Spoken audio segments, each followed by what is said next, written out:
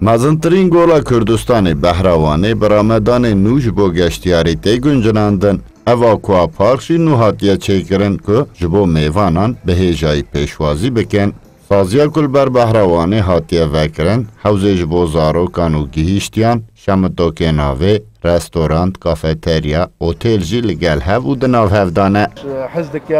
ممنون دبن ریوبر سازی ارجان یلمازه رادگینه که وان هاوینگه هکه خوشه و اوجی دخوازن ولاتی بطلانه و گشتا خول باجاریوانه بکن لوماجی رمضان و خدمت خوزیده دکن دا که گشتیار به باشترین پیشوازی بکن اشتاکی و چکر مگو برا وانا لیادا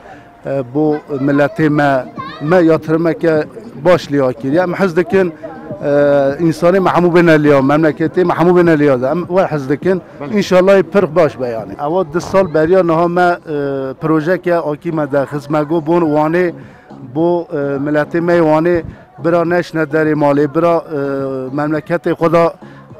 پر تشتکی قاشه یعنی ما چکر ام حز دکن بو ملتی خود تشتا باش بکن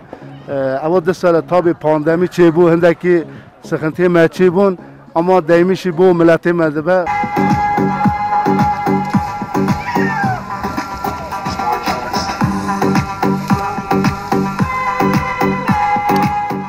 ولاتین کوه سازی دزانن جتین زمان کو جیه کی گله خوشه و او جی هر جاره به هوال و مالباتن خوراتین و دماخل ور در باستکن Van'da, ilçelerimizde, çevre illerimizde سازیه که وها جبو ولاتی نوانه و کسین کوبین پیکتیه جبو چالاکی و بزاوین جدا گنجاوه و مروف دکاره به مالباتی لور دما خواه در باز بکن هم جیه کی پاقجه هم جی هر پیوستی لی آماده نه چند سندن بری سالا بوری دما کو اب سازی هاتو بو وکرن موی دری ناز کر جیه گلک خوشم ایروژی من جی حوالین خورا پزنی وی دری دا و ام 5 حوال هاتن یعنی جیه که خوش نبویا ام جی ند هات